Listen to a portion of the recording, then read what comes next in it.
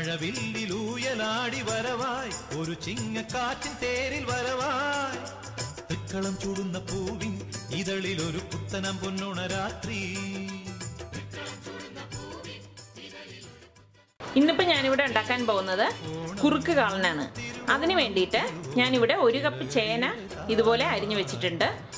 പിന്നെ ഒരു പച്ച ഏത്തക്കായ ഇതുപോലെ ചരിച്ച് അരിഞ്ഞ് ഈ കനത്തിൽ വെച്ചിട്ടുണ്ട്.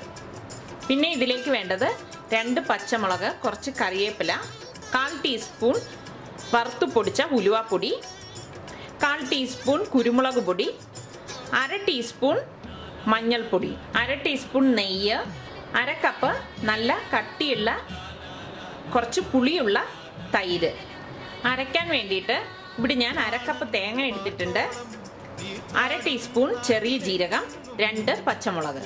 ഒരു ചട്ടിയിലേക്ക് എടുത്തു വെച്ചിരിക്കുന്ന ചേന, ഏത്തക്കായ ഒരു 1/4 കപ്പ് വെള്ളം ഒഴിച്ച് വേവിച്ചെടുക്കാം. വെള്ളം കൂട്ടരുത്, ആവശ്യത്തിനുള്ള വെള്ളം മതിയാവും. ഇതിലേക്ക് ഇപ്പോൾ നമ്മൾ ഉപ്പ് ചേർക്കില്ല. ഇതിലേക്ക് എടുത്തു വെച്ചിരിക്കുന്ന കുരുമുളക് പൊടി ഇട്ട് കൊടുക്കാം, മഞ്ഞൾപ്പൊടി ഇട്ട് കൊടുക്കാം, നല്ലോണം മിക്സ് ചെയ്ത് കൊടുക്കാം. കറിവേപ്പില ചേർത്ത് കൊടുക്കാം. ഈ പച്ചമുളക് ഒന്ന് കട്ട് ചെയ്തിട്ട് കൊടുക്കാം.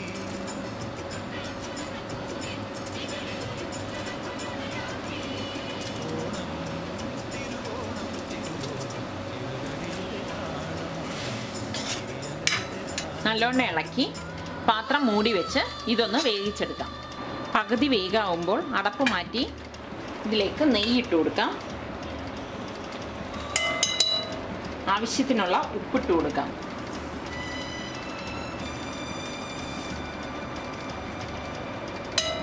നന്നായി ഒന്ന് ഇളക്കി കൊടുക്കാം.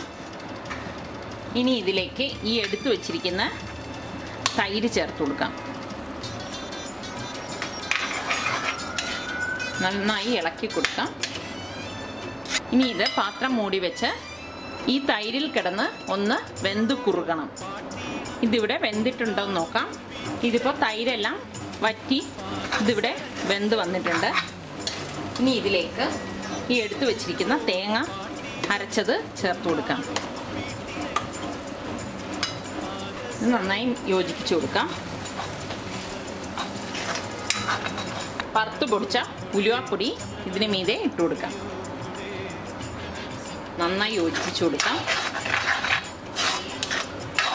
ഗ്യാസ് ഓഫ് ചെയ്ത് സെർവിങ് ഡിഷിലേക്ക് മാറ്റിയിട്ട് താളിച്ചൊഴിക്കാം. ഇതിനെ സെർവിങ് ഡിഷിലേക്ക് മാറ്റാം.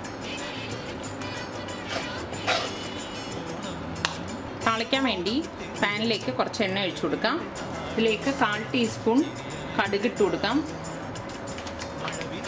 1/4 ടീസ്പൂൺ ഉലുവ ഇട്ട് കൊടുക്കാം, ഒരു വറ്റൽമുളക് ഇട്ട് കൊടുക്കാം. ഗ്യാസ് ഓഫ് ചെയ്ത ശേഷം കറിവേപ്പില ഇട്ട് കൊടുക്കാം.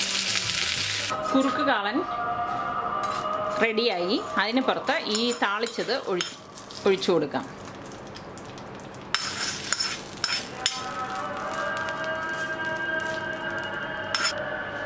കുറുക്ക് കാളൻ ഇവിടെ തയ്യാറായി. സദ്യയിൽ ഒഴിച്ചുകൂടാൻ പറ്റാത്ത ഒരു വിഭവമാണ് കുറുക്ക് കാളൻ. എല്ലാവരും ഇത് ട്രൈ ചെയ്ത് നോക്കുക.